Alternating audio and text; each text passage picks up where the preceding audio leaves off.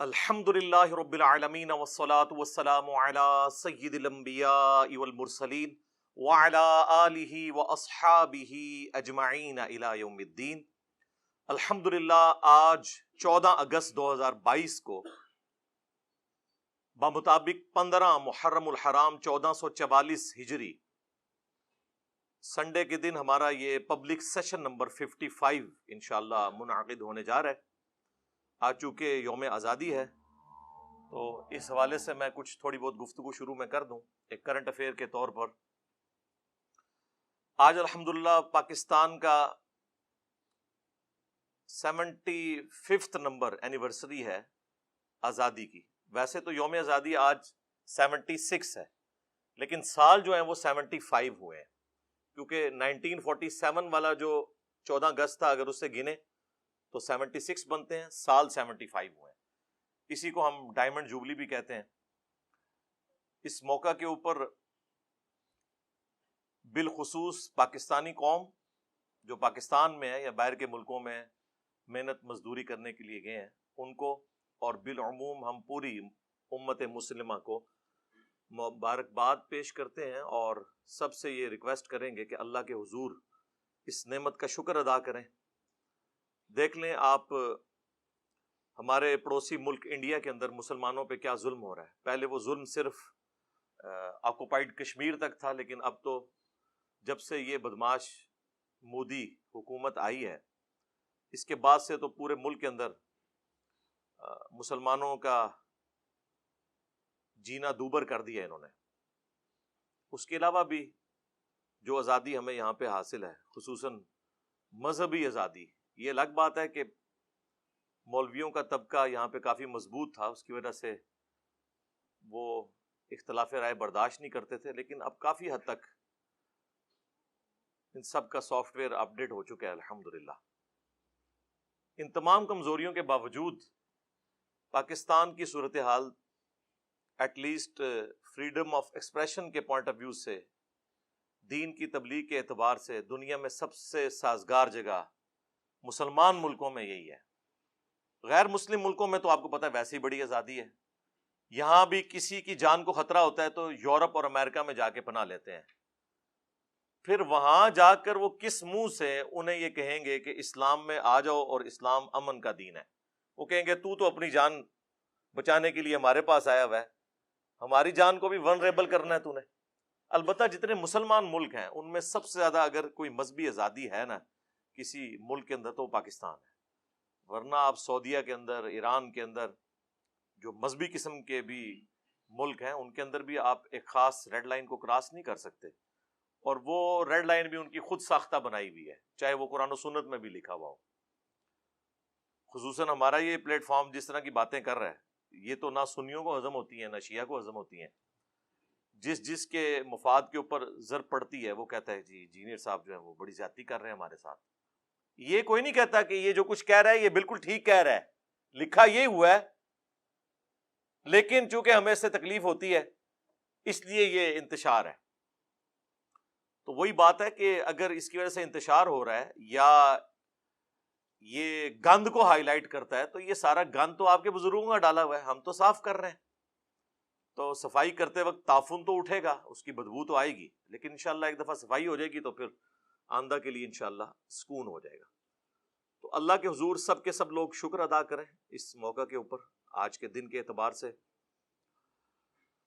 دوسرے نمبر پہ میں خصوصاً جو حکمران ہیں ان کی ذمہ داری ہے کہ وہ اپنی جو مخالف جماعتیں ہیں ان کو ساتھ ملا کر جس طرح انہوں نے بڑی محنت سے یہ ایک حکومت بنا لی ہے، تو ابھی بھی جو اپوزیشن کے اندر جماعتیں بیٹھی ہیں انہیں بھی ساتھ ملائیں اور دو کام کریں جو میں اکثر کہتا ہوں، ایک چارٹر آف ڈیموکریسی اور دوسرا چارٹر آف اکانومی لکھ لیں، میثاق جمہوریت اور میثاق معیشت۔ اس کا فائدہ یہ ہوگا کہ آندہ سے کوئی انفیئر مینز کے ذریعے دوسرے کی حکومت نہیں گرائے گا۔ جس طریقے سے آپ کو پتا ہے 2017 میں ایک حکومت گری اور پھر ابھی عمران خان صاحب کی حکومت کو بھی گرایا گیا، یہ حرکتیں نہیں ہوں گی۔ پھر وہ کہتے ہیں آئینی طریقہ ہے. وہ ہمیں پتہ ہے کہ کتے کو حلال کرنا جس طرح مولویوں کو آتا ہے, اسی طریقے سے آئین کے اندر کوئی شک تلاش کر کے اور حکومت کو الٹنا, یہ ہمارے پولیٹیشنز کو آتا ہے. ان کو پتہ ہوتا ہے کہ جو کچھ یہ کر رہے ہیں. تو یہ فائدہ ہوگا کہ اس طرح کسی کی ٹانگیں نہیں کھینچی جائیں گی. دوسرا, اگر معیشت کا چارٹر لکھا گیا, پھر کوئی حکومت یہ نہیں کہے گی کہ یہ تو پچھلی حکومت نے معاہدے کیے ہوئے تھے, ہمیں تو ملک ملے ہی دیوالیہ, ہم ہوتے تو اچھی ٹرمز پہ کرتے. جس طرح بھی یہ آج کی حکومت کہہ رہی ہے جی آئی ایم ایف کے ساتھ معاہدہ عمران خان صاحب نے کیا تھا. اب اگر اس وقت عمران خان صاحب, اس وقت کے اپوزیشن لیڈر شہباز شریف صاحب جو آج کل پرائم منسٹر ہیں, ان کی بات مان لیتے, جو انہوں نے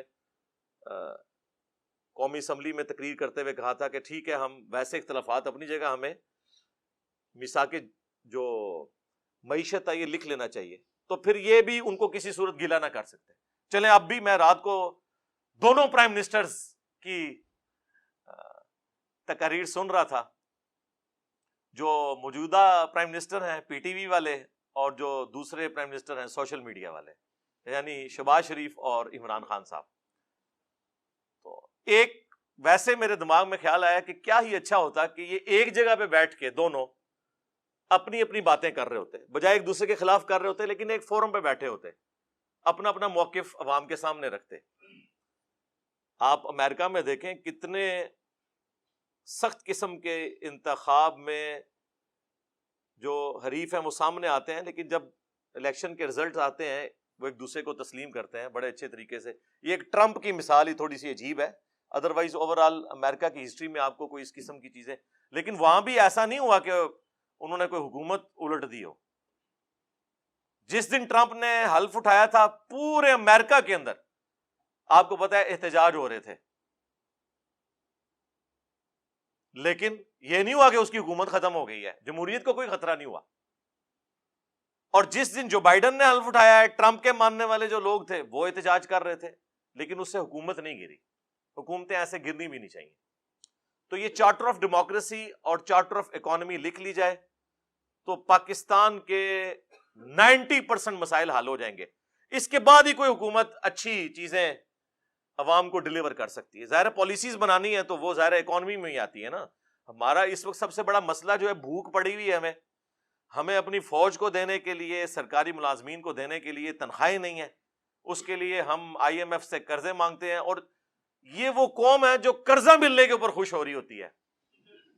اندازہ کریں کہ اتنے ڈالر آ گئے تو اب یہ ہو جائے گا, بھئی اتارنا بھی ہے ایسے. یہ تو نہیں ہو سکتا کہ وہ آپ سے قسط مانگیں اور آپ کہیں کہ آیا جے غوری, انج نہیں دنیا دے کام چل دے. آیا جے غوری کیڑی دنیا چ رہ رہے ہو اللہ دے بندے ہو, وہ گل کرنے والی کرو. ایک تو یہ کام ہے جو کیا جائے حکمرانوں کے پوائنٹ آف ویو سے اور اپوزیشن کے پوائنٹ آف ویو سے, بجائے اپنی اپنی قوموں سے خطاب کرنے کے ایک جگہ بیٹھ کے. آپ دونوں تو الگ ہیں, لیکن جس قوم سے آپ خطاب کر رہے ہیں وہ تو ایک ہے نا, تو اکٹھے ایک جگہ بیٹھ کے خطاب کریں, اپنا اپنا پوائنٹ آف ویو بیان کریں.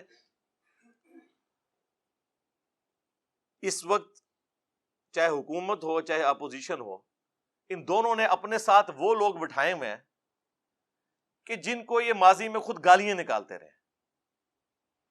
رات کو پرویز الہی صاحب نے بھی تو تقریر کی ہے نا, جو سٹنگ چیف منسٹر ہیں. ان کو عمران خان صاحب کیا کچھ کہتے تھے پہلے, تو اب ساتھ بیٹھے ہوئے ہیں.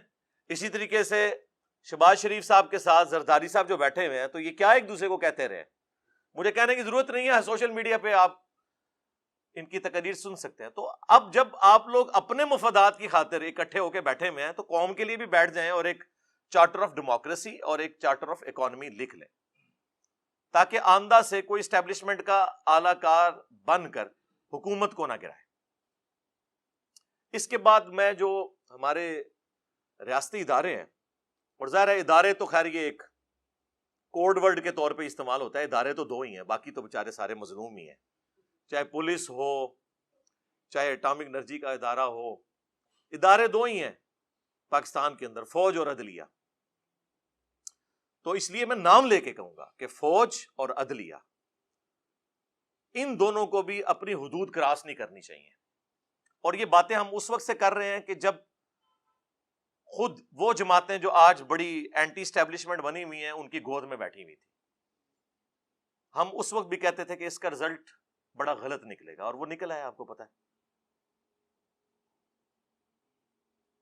تو یہ دو ادارے جو ہیں فوج اور عدلیہ، یہ بجائے سیاست میں مداخلت کرنے کے، اور اب تو خود بھی کہہ رہی ہے فوج بار بار اعلان توبہ کر رہی ہے لیکن ان کی توبہ قبول نہیں کی جا رہی پاکستانی عوام کی طرف سے. اس وقت پاکستانی عوام میں کوئی بھی بندہ نہیں ہے، کوئی جماعت ایسی نہیں ہے جو دل سے فوج کے حق میں دو جملے بولنے کے لیے تیار ہو. یہ جو کچھ بول رہے ہیں اوپر اوپر سے بول رہے ہیں، یہ آپ کو بھی پتا ہے. کچھ عرصہ پہلے نون لیگ کا جو بیانیہ تھا آج بھی ان کا وہی ہے. وہ تو اپنے مفادات کی خاطر ظاہر ایک انہوں نے لبادہ اوڑا ہوا ہے. اسی طریقے سے عمران خان صاحب نے بھی جو پچھلی حکومت میں لبادہ اوڑا ہوا تھا نا، وہ مفادات کی خاطر اوڑا ہوا تھا. ورنہ آج جو عمران خان صاحب باتیں کر رہے ہیں نا، عمران خان صاحب کا شروع سے یہی بیانیہ ہے. 2001-2 کی آپ ذرا تقریریں سنیں، جو مشرف صاحب کو لتاڑا کرتے تھے، جو کچھ انہوں نے اپنی کتاب میں لکھا، یہ تو لے آئے تھے کہ ساڈا بندہ ہے، لیکن انہوں نے دسیا تہاڈا بندہ نہیں، میں اللہ دا بندہ ہوں. ٹھیک ہے، تو اس کا نقصان ہی ہوا ہے نا. اور پھر دیکھیں کہ جب آپ سیاست میں مداخلت کرتے ہیں، چاہے فوج یا عدلیہ، آپ اپنے کام کوئی نہیں کر رہے ہوتے. پاکستان کا ایک ہی مسئلہ ہے کہ ہر کوئی دوسرے کا کام کر رہا ہے. ایک مسئلہ ہے. وہ ہمارے جو ایکس چیف جسٹس صاحب تھے، کبھی ہاسپٹل میں پہنچے ہوتے تھے، پھر انہوں نے کہا تھا میں نے ریٹائر ہو کے جو ہے وہ ڈیم فنڈ کے لیے جو ہے وہ خیمہ لگا لینا ہے وہاں پہ. پوری قوم کو بڑھ بنا کے چلے گئے. ابھی تک بینکوں کے باہر جو ہے نا ان کے وہ لگے ہوئے ہیں چندہ فنڈ کے بینرز. لیکن ان سے کوئی پوچھ لے کہ سر یہ بتائیں کہ اس وقت پینڈنگ کیسز کتنے ہیں، تو وہ آپ کے اوپر توہین عدالت لگا دیں گے. آپ کون ہوتے ہیں پوچھنے والے؟ بھائی ہم وہ ہوتے ہیں پوچھنے والے کہ ہمارے ٹیکسز سے آپ لوگوں کی عیاشیاں فلفل ہو رہی ہیں. آپ لوگ 12 15 لاکھ پینشن لے رہے ہیں اور لائف ٹائم سیکیورٹی لے رہے ہیں. تنخواہیں اور پریویلیجز تو چھوڑ دیں، ہم بھی پوچھنے والے ہیں. آپ ملازم ہیں، ہم کوئی غلام ہیں؟ ہاں آپ غلام ہیں پاکستانی عوام کے. میں سرکاری ملازمت الحمدللہ 19 گریڈ میں نے ریٹائرمنٹ لی ہے. میں آج بھی کہتا ہوں ہم پاکستانی عوام کے غلام ہیں. بلکہ میرے آفس میں جب کوئی کہتا تھا نا ملک و قوم کی خدمت کریں، میں نے کہا یہ کون سا یار تماشا لگایا ہوا ہے ملک و قوم کی خدمت؟ جی اٹامک انرجی والے ملک و قوم کی خدمت کر رہے ہیں، مفت کر رہے ہو، تنخواہیں لے رہے ہو، گاڑیاں لی ہوئی ہیں، ہاؤس رینٹ لے رہے ہو، لائف ٹائم پینشن لوگے. یہ کون سی ملک و قوم کی خدمت ہو رہی ہے؟ یہ اسی طرح کی خدمت ہے جس طرح علماء کہہ رہے ہیں ہم دین کا کام کر رہے ہیں. چندوں پہ خدمت کون سی ہے؟ تنخواہ لے رہے ہو، یہ کون سی بات ہوئی؟ تو یہ اپنے کام نہیں کرتے.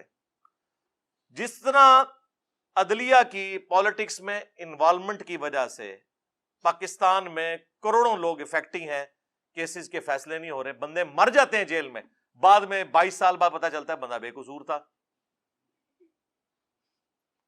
دادا کیس کرتا ہے اور پوتا اس گھر میں شفٹ ہوتا ہے، اور بعض اوقات وہ بھی نہیں ہوتا. میرے اپنے کچھ کیسز پینڈنگ پڑے ہوئے کئی سالوں سے بڑی عدالتوں کے اندر، چھوٹی تو چھوڑ دیں آپ.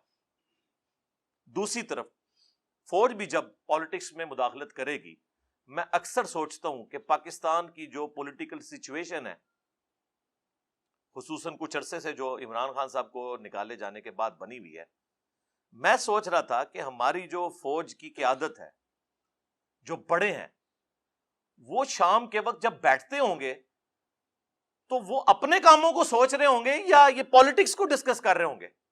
آپ کا کیا خیال ہے؟ ویسے بتائیں مجھے. ظاہر ہے ان کو یہی خطرہ ہوگا آج فلانے نے ساڈے خلاف بیان دے دیتا، آج فلانے نے دے دیتا. ایسی صورتحال کے اندر جو اصل کام ہے فوج کا اور اداروں کا، وہ بیچارے کس حد تک کر سکیں گے؟ اور یہ بیچارے میں وہ خود ان کا اپنا بھی قصور ہے، میرے بیچارے کوئی نہیں نے. تو اس وقت دل سے کوئی جماعت بھی ان کے لیے ایک جملہ ہمدردی کا بولنے کے لیے تیار نہیں ہے، الٹا خلاف کمپین چلا رہے ہیں. یہ بھی جو کچھ آپ کو پتا ہے وہ ہیلی کاپٹر میں کچھ فوجی شہید ہوئے اور کس طرح پھر کمپین سوشل میڈیا کے اوپر چلی. اور یہ تو وہ ہے جو آپ کو نظر آ رہی ہے. آپ لوگوں سے پوچھیں, آپ ہوٹلوں پہ جا کے ٹیبل ٹاک کریں, آپ کو اندازہ ہوگا کہ میں نے تو اپنی زندگی کے اندر کبھی بھی اداروں کے لیے وہ نفرت نہیں دیکھی ہے جو اس وقت ہے. ایک پی ٹی آئی بچی ہوئی تھی نا جو دفاع کر رہی تھی, آج سب سے زیادہ ان کی زبانیں کھلی ہوئی ہیں فوج کے خلاف. رہ گئی نون لیگ, پیپلز پارٹی, JUIF. وہ اگر کوئی جملہ بولیں گے بھی تو بس جنہوں کہتے ہیں گونگلواں تو مٹی چاڑنے واسطے, اندر سے وہ بھی خوش ہیں کہ ٹھیک ہو رہا ہے نا. ہاں, تو یہ ہے ملکوں کی تباہی کا آغاز کہ جب پاکستان کے ادارے پاکستان کی عوام کی نظر میں بے عزت ہو جائیں, بے توقیر ہو جائیں. آپ لوگ سمجھ رہے ہو شاید کسی کو وسوسہ آ جائے کہ ہم کوئی ان کے ایجنڈے کے اوپر بات کر رہے ہیں. نہیں میرے بھائی, ان کے ایجنڈے پہ بات کر رہے ہوں تو ہم مجرم عوام کو قرار دیں. ہم تو کہہ رہے ہیں یہ آپ کی ہوئی آگے آئی ہیں, عوام مجرم نہیں ہے. ہمیشہ بڑے اور لیڈرز مجرم ہوتے ہیں جس طرف عوام جاتی ہے. ان کی پالیسیز کا رزلٹ یہ نکلتا ہے. جس طرح ہم نے نان اسٹیٹ ایکٹر پال کے جو کچھ نکالا رزلٹ, FATF کی تلوار لٹکی, ٹھیک ہے جی, پھر جو کل تک ڈان لیگز تھی وہ پاکستان کی پالیسی بن گئی. تو سمجھ آئی نا کھا کے کہ ہاں یار یہ کام نہیں ہونا چاہیے, صرف فوج کا کام ہے. پھر ضرب عضب بھی, رد الفساد بھی, یہ ساری چیزیں ہوئی. اور اب جو ہے وہ DGISPR کی آدھی پریس کانفرنس یہ ہوتی ہے کہ ہمارا سیاست سے کوئی تعلق نہیں, ہمارا سیاست سے کوئی تعلق نہیں. سرکار یہ روزانہ 100 دفعہ آپ تسبیح کھینچے نا, 100 دفعہ, ہاں, اور 100 سال تک کھینچتے رہے, پھر بھی اس قوم کو یقین نہیں آنا جب تک پریکٹیکلی آپ اس کو امپلیمنٹ کر کے نہیں بتائیں گے. یہ ذہن میں رکھیے گا. اس طرح نہیں, جب تک آپ کچھ کر کے نہیں دکھائیں گے. اور پھر آج تو سوشل میڈیا اتنا پاورفل ہے کہ کسی کی کوئی بات چھپی بھی نہیں رہ سکتی. آپ ذرا سی ہینکی پھینکی کریں گے, کوئی نہ کوئی کلپ گھومتا گھماتا آ جائے گا, اور پھر کوئی بڑا صحافی اٹھا کے اسے ٹویٹر پہ یا اپنے فیس بک پہ لگا دے گا, اور پھر وہ جناب اس طرح پھیل جائے گا. پھر آپ بے شک گرفتار کرتے ہیں. مجھے بتائیں گرفتاریوں سے کیا وہ جو باتیں لوگوں کے ذہنوں میں چلی گئی ہیں وہ نکل گئی ہیں؟ نہیں. تو یہ کون سا طریقہ ہے؟ اس کی بجائے نیریٹو بنائیں. فوجیں صرف ملک کی سرحدوں کی حفاظت کر سکتی ہیں. جس کو فوج کہہ رہی ہوتی ہے نظریاتی سرحدوں کی حفاظت, وہ فوج نہیں کر سکتی, وہ پولیٹیشنز نے کرنی ہوتی ہے, وہ مذہبی پیشواؤں نے کرنی ہوتی ہے جو اس ملک کے اندر موجود ہوتے ہیں. وہ کاؤنٹر نیریٹو دیتے ہیں. اور ان کا حال آپ دیکھ لیں کہ پہلے تو وہ ایک پیج کی بات کرتے تھے, وہ تو پیج ایسا پھٹا ہے کہ اب یہ پیج بالکل ہی الگ ہو گیا اور سنبھالا ہی نہیں جا رہا. اس اعتبار سے میں سمجھتا ہوں پاکستان اس وقت ڈسائسو مومنٹ سے میں ہے. یہاں ہم نے ڈیسائیڈ کرنا ہے کہ ہر ایک نے اپنا کام کرنا ہے. عدلیہ کو بھی جو شوق ہے نا کہ 9 بجے کے خبر نامے میں پہلا آدھا گھنٹہ عدلیہ ڈسکس ہو رہی ہو کہ فلاں کو بیل مل گئی, فلاں کی تاریخ لگ گئی. اور تاریخیں کن کی لگ رہی ہیں؟ جو بڑے ہیں, چھوٹوں کا ذکر ہی کوئی نہیں ہے, جو بےچارے انصاف کے لیے سالہ سال سے ذلیل ہو رہے ہیں عدالتوں کے اندر. اور عدالتیں ہماری جو ہے پریس کانفرنس کی جگہ بنی ہوئی ہیں. پولیٹیشنز جو ہیں وہ باہر بیٹھ کے پریس کانفرنس کر رہے ہوتے ہیں, اور ججز جو ہیں وہ کورٹ روم کے اندر پریس کانفرنس کر رہے ہوتے ہیں. آج اگر کسی پولیٹیکل لیڈر نے کوئی بیان دے دیا ہے, اگلے دن کوئی ہائی کورٹ کا جج, کوئی سپریم کورٹ کا جج بیٹھ کے اسے ریبٹل کر رہا ہوتا ہے. وہ یار تم لوگوں کا یہ کام ہے؟ جج کا مطلب ہے جج کرنا, کہ وہ سنے گا. جج گونگا ہوتا ہے جی, یہ گوروں سے پوچھیں. جج گونگا ہوتا ہے, صرف وہ اس وقت بولتا ہے جب اس کو کوئی بات سمجھ نہیں آ رہی نا, تو وکیل سے کہتا ہے یا آپ اس کو ذرا کلیئر کر دیں, باقی آپ اپنا جو جتنا ڈیفنس ہے نا وہ ریٹن میں مجھے جمع کروائیں. وہ اس کو پڑھتا ہے, اس کے بعد ایک رزلٹ سنا دیتا ہے. امریکہ میں جج مرتے دم تک جج ہوتا ہے, ریٹائر نہیں ہوتا. سب سے قیمتی انسان دنیا میں اللہ کی کرسی پہ جج بیٹھا ہوا ہے. اللہ نے اپنے لیے کہا ہے نا اولو العلم قائما بالقسط, اہل علم کا کہا کہ جو اللہ انصاف کے اوپر قائم ہے اس کے ایک ہونے کی گواہی اہل علم دیتے ہیں. اللہ نے ترازو نازل کیا. انبیاء کا بھی جب ذکر آیا تو کہا کہ کتابیں نازل کی اور ترازو قائم کیا. اور ہمارے ترازو کی آپ حالت دیکھ لیں کیا ہوئی ہے. پہلے ہی عوام کو پتا ہوتا ہے جناب اے جج بیٹھے نے اے رزلٹ آئے گا. ہاں تو ٹھیک ہے یار, پھر عوام کو بٹھائیں اپنی سیٹوں کے اوپر, پھر بیان دیتے ہیں ہم جو ضمیر کے مطابق فیصلہ کریں گے. واہ, یہ کون سا دنیا کا قانون ہے کہ ضمیر کے مطابق فیصلہ کریں گے؟ قرآن تو کہتا ہے آپ کو اپنے خلاف گواہی دینی پڑے, اپنے رشتہ داروں کے خلاف گواہی دینی پڑے, آپ نے انصاف کے اوپر فیصلہ کرنا ہے, ضمیر کے مطابق نہیں, قانون کے مطابق فیصلہ کرنا ہے. عوامی امنگوں کا مکمل خیال رکھا جائے گا, یعنی جتنے لوگ ہماری تصویریں لگا کے اس پہ جو زیادہ جوتیاں مارے گا نا اس کے حق میں فیصلہ کریں گے, کیونکہ ان سے ہمیں زیادہ ڈر لگتا ہے ٹرولنگ سے. یہ ہوتی ہیں عوامی امنگیں. میں چونکہ ایک ایسی پوسٹ کے اوپر بیٹھا ہوں کہ میرے لیے یہ سب کے سب لوگ اسٹوڈنٹ کی حیثیت سے ہیں, اس لیے میں ان سے اس لہجے میں گفتگو کر سکتا ہوں, اور پریکٹیکلی اسٹوڈنٹ ہیں بھی ہیں الحمدللہ. تو کوئی تو ہونا چاہیے نا جو بڑوں کے بھی کان کھینچے کہ یار آپ لوگ کیا کر رہے ہیں, کیونکہ صحافیوں کے اوپر تو پھر یہ مقدمات بنا دیتے ہیں, کبھی توہین عدالت, کبھی غدار وطن, کبھی کچھ. تو کم از کم جو نیوٹرل پلیٹ فارم سے ہیں, یہ نیوٹرل وہ والا نہیں, عمران خان صاحب والا نہیں, ان بائسڈ, ایسے اس لفظ کو بدنام کر دیا, ان بائسڈ کہنا چاہیے, غیر جانبدار. تو وہ لوگ کم از کم ان کو ہوش دلائیں کہ یار ہوش کے ناخن لیں. اور آخر میں جو پاکستان میں صاحب ثروت لوگ ہیں, امیر لوگ, ان سے میں ریکویسٹ کروں گا, اس وقت قوم کو اس بدحالی سے نکالنے میں آپ سب سے اہم کردار ادا کر سکتے ہیں. ہمارے جتنے بڑے بڑے پولیٹیشنز ہیں, پراپرٹی ڈیلرز ہیں, اور اس طریقے سے کاروباری لوگ ہیں جو اربوں ڈالرز کے مالک ہیں, کیا وہ ملک کو کنٹریبیوٹ نہیں کر سکتے؟ پھر اس کے اگینسٹ ایک آرگومنٹ آتا ہے کہ اگر وہ کہتے ہیں ہم نے ملک و قوم کے بیت المال میں کوئی پیسہ جمع کروایا تو پھر کوئی اور کھا جائے گا. ہم کب کہہ رہے ہیں کہ آپ پریزنٹ گورنمنٹ یا کسی بھی گورنمنٹ کے حوالے پیسہ کریں, آپ ملک کے اندر کاروبار جنریٹ کریں. دیکھیں, ایک شخص سے مجھے انتہائی شدید نوعیت کے اختلافات ہیں, ملک ریاض صاحب, بیریر ٹاؤن کے جو آنر ہیں, لیکن ایک بات ماننی پڑے گی, اس بندے کی وجہ سے پاکستان کے ملینز آف پیپل کے گھروں کے چولہے جل رہے ہیں. اس نے اسی ملک سے اکانومی کو چلا کے اتنا پیسہ جنریٹ کیا ہے. فاسٹ فوڈ میں آپ KFC, میکڈونلڈ, یہ آ کے یہاں پہ کمائی کر رہے ہیں نا. لوکل فاسٹ فوڈ تو آپ کا اس طرح کوئی کھڑا ہی نہیں ہو سکا. پراپرٹی کی فیلڈ میں بھی باہر کے لوگوں نے آگے کمائیاں کرنی تھی. اگر یہ بندہ نہ ہوتا, پھر اس کو دیکھا دیکھی ڈیفنس والوں نے اپنا DHAs لانچ کیے, آج ملک کی اکانومی انہی کی وجہ سے چل رہی ہے.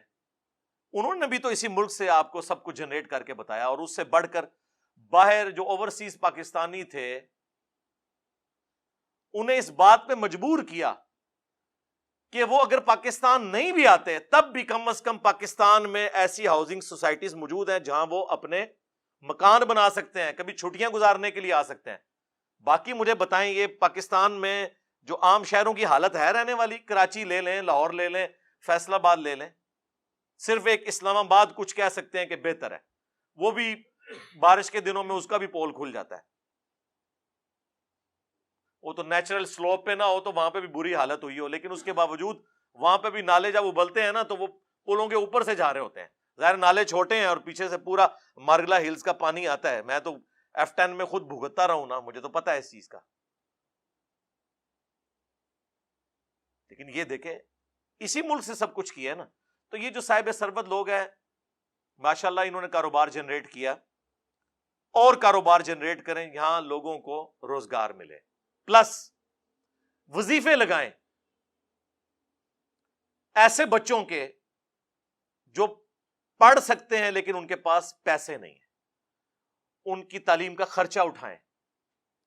پاکستان میں ایک ذریعہ ہے پاورٹی سرکل سے غریب قوم کو نکالنے کا، وہ تعلیم ہے. ہم خود لوور مڈل کلاس ہیں، آج وہ لائف انجوائے کر رہے ہیں جو ہمارے باپ داداؤں نے سوچی بھی نہیں ہوئی تھی.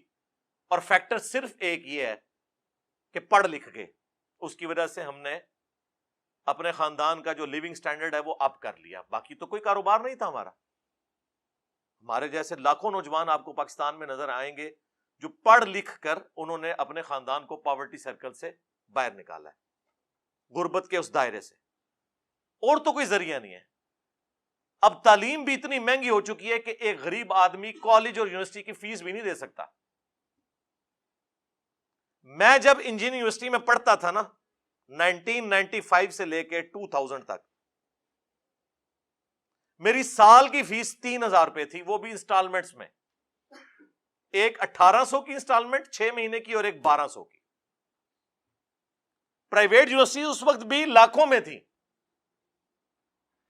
اور یہ 3000 میں پورے سال کا ہاسٹل کا خرچہ، صرف کھانے کو آپ نکال دیں. ہاسٹل میں بجلی کا، پانی کا، رہائش کا، صفائی، سب کچھ اس میں شامل. آج بھی سرکاری جو یونیورسٹیز ہیں ان کا خرچہ دیکھا جائے تو بہت کم ہے، لیکن ظاہر وہ ٹیکسز سے ہو رہا ہوتا ہے نا. لیکن اگر آپ امیجن کریں کہ اب سرکاری یونیورسٹیز میں کتنے لوگوں کو داخلہ ملے گا، اتنا میرٹ ہائی ہو چکا ہے. تو پرائیویٹ یونیورسٹیز میں تو غریب آدمی تو اپنے بچوں کو پڑھا نہیں سکتا. تو ایٹ لیسٹ یہ صاحب ثروت لوگ جو ہیں وہ ان لوگوں کی تعلیم کا خرچہ اٹھائیں. پھر ایسی ٹریننگز دی جائیں خصوصاً کمپیوٹر کی فیلڈ میں. اب تو فری لانسنگ کا دور ہے. میں حیران ہوں کہ بنگلہ دیش میں 6 ملین لوگ، 60 لاکھ لوگ، بچے 20 سے 30 سال کی عمر کے، ان کا جو ذریعہ معاش ہے نا وہ فری لانسنگ ہے. ہنر سیکھا ہوا ہے، کمائی کر رہے ہیں. بنگلہ دیش دنیا میں دوسرے نمبر پہ آ گیا ہے فری لانسنگ کے پوائنٹ آف ویو سے، چائنا کے بعد. ہم کہتے تھے جناب غریب قوم ہے، اور کسی کو مثال دی جاتی تھی نا تو کہا جاتا تھا تیری 2 ٹکے کی بھی اوقات نہیں ہے. آج 2 ٹکے جو ہیں وہ پاکستان کے 4 روپے کے برابر ہیں، جو آپ 2 ٹکے کہا کرتے تھے. حالانکہ ان کے پاس ریسورسز بہت کم تھے. اچھا یہ میں کوئی جیلسی میں بات نہیں کر رہا، مجھے تو بڑی خوشی ہوتی ہے بنگلہ دیش ترقی کرے، پھلے پھولے، ہمیں خوشی ہوتی ہے کہ ٹھیک ہے یار، ایک غم تھا وہ ہم سے الگ ہوئے. لیکن جس طرح کبھی ماں باپ بھی یہ کہتے ہیں کہ یار ٹھیک ہے بچے ہم سے الگ ہو گئے مجبوراً، لیکن اپنے گھروں میں تو خوش ہے نا. ہمیں تو اس بات کی خوشی ہے، وہاں پہ بھی کروڑوں مسلمان رہ رہے ہیں. جب ہم الگ ہوئے تھے آبادی برابر تھی، بلکہ ان کی تھوڑی سی زیادہ تھی. آج دیکھیں جناب ماشاءاللہ یہاں تو بارے ہیں.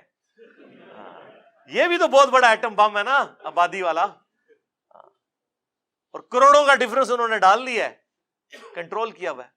یہ کون سا طریقہ ہے جی امت میں اضافہ کرنا ہے؟ جی اس طرح کی امت جو نکھٹو قسم کی اضافہ کرنا ہے، تربیت کوئی نہیں کرنی ہے. یہ پتہ نہیں کس نے ان کو پڑھا دیا ہوا ہے. وہ آپ میرے فیملی پلاننگ کے اوپر جو میری ویڈیوز ہیں وہ دیکھ لیں، وہ آج ٹاپک پھر ایک الگ ہے. تو یہ کام کرنے کا ہے. پلس جو میں اکثر کہتا ہوں کہ جو امیر حضرات ہیں خصوصاً جو ڈیفنس میں بیریئر ٹاؤن کے اندر رہ رہے ہیں، جن کے ذاتی مکان ہے، مہینے کی انکم ان کی 2 لاکھ روپے سے زیادہ ہے، ان کے لیے کوئی مشکل نہیں ہے کہ اپنے گھر کی چھت کے اوپر ایک سولر سسٹم لگا لیں. یہ میں نے بالکل اس طریقے سے، جیسے میں کہتا ہوں نا قرآن پاک آپ نے ترجمے سے پڑھنا ہے تاکہ آپ کے عقائد کی اصلاح ہو. یہ بھی میں نے لکیر بار بار پیٹنی ہے کہ یہ آپ زیادتی نہ کریں باقی قوم کے ساتھ، کہ پاکستان میں 1 یونٹ آلموسٹ 35 سے 40 روپے کا بجلی کا بنتا ہے، جو گورنمنٹ آپ کو 15 سے 20 روپے، اب انہوں نے 24 روپے کر دیا ہے. ابھی بھی گورنمنٹ جو آپ کو بجلی کا یونٹ دیتی ہے نا، 10-15 روپے ہر یونٹ کے پیچھے صدقہ خیرات کے پیسے یعنی ٹیکسز کے پیسے وہ ڈال کے دیتی ہے. ایک امیر بندے کا یہ کام نہیں ہے کہ وہ صدقہ خیرات کے پیسوں سے بجلی لے. وہ تو افورڈ کر سکتا ہے نا یار. 10 kVA کا ایک سسٹم لگا لے اگر بڑا مکان ہے، چھوٹا مکان ہے 5 kVA کا ایک سسٹم لگا لے. آج کی ڈیٹ میں 14 اگست 2022 بمطابق 15 محرم 1444 ہجری آلموسٹ 10 سے 11 لاکھ روپے کا 5 KVA کا سسٹم لگ جاتا ہے. 25-30 سال کے لیے آپ بجلی سے بے فکر ہو جائیں. جس طرح آپ گھر میں بورنگ کروا کے گورنمنٹ کے پانی سے بے فکر ہو جاتے ہیں نا, یہ کریں. اور دوسری آپ کی کتنی بڑی کنٹریبیوشن ہوگی کہ اگر یہ سب لوگ, بلکہ میں تو کہوں گا کہ بیریا ٹاؤن اور ڈیفنس میں جہاں لوگ کروڑوں کے پلاٹس لے کے کروڑوں کی کنسٹرکشن کر رہے ہیں, اس میں مجھے بتائیں 10 لاکھ یا 20 لاکھ روپیہ تو اونٹ کے منہ میں زیر ہے. ان کو تو آفیشلی یہ ڈکلیئر کرنا چاہیے کہ یہاں پہ مکان وہی بنائے گا جو اپنا سولر سسٹم اپنا انسٹال کرے اوپر. اور میرے بھائی جو 1.5-2 کروڑ روپے کا پلاٹ لے رہا ہے وہ 10 لاکھ روپے کا سسٹم نہیں لگا سکتا. جس کے پاس 50 لاکھ روپے کی گاڑی ہے جو چند سالوں کے لیے, اور یہ ایک پوری جنریشن کے لیے 25-30 سال کے لیے ایک سولر سسٹم نہیں وہ لگا سکتا. لیکن وہ لوکل نہیں لگانا آپ نے, جو کمپنیاں گورنمنٹ کی طرف سے ہیں جس میں ریورس میٹرنگ بھی پھر آپ کو الاؤ ہوتی ہے, جو اوریجنل والی پلیٹس ہیں. وہ میں نے اب کسی کا نام نہیں لینا ورنہ پھر ایک آپ بالکل اسپیسیفک ہو جائیں گے. کافی ساری کمپنیز ہیں, وہ آپ دیکھ لیں گے یوٹیوب پہ, آپ کو اندازہ ہو جائے گا. تو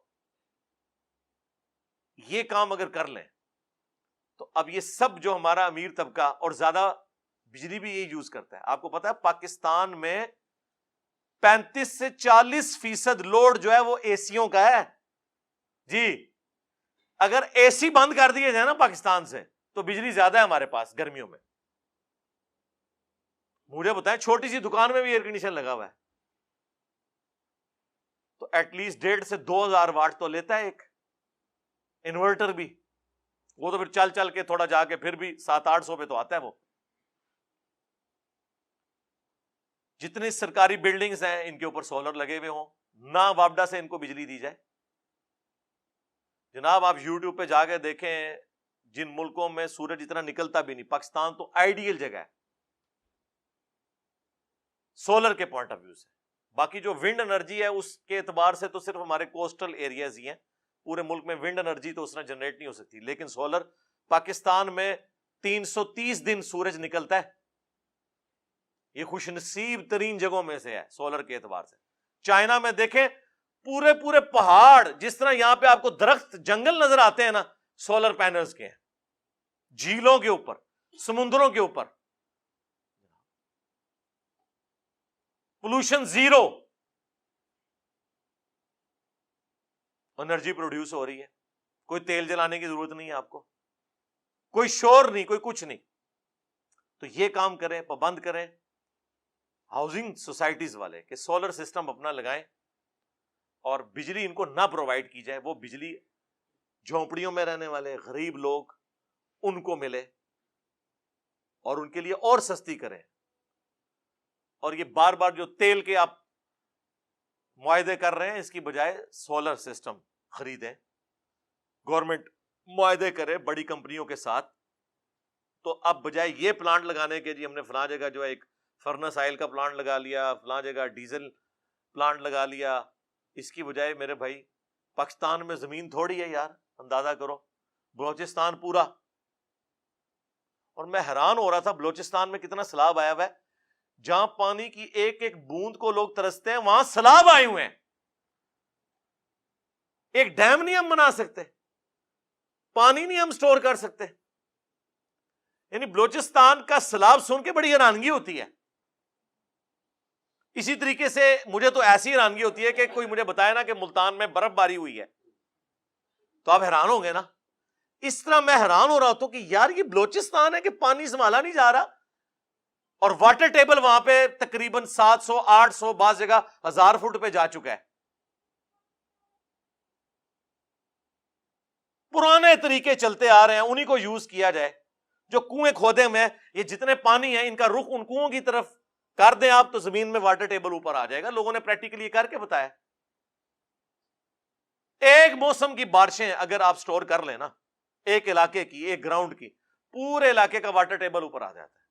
جہاں سٹیڈیم بنے ہوئے ہیں بس اس کو ایک رخ دے دیں اور 2-4 جو کنویں ہیں ان تک پہنچا دیں, کنووں میں پانی ڈالیں, وہ نیچے خود بخود واٹر ٹیبل اوپر آ جائے گا.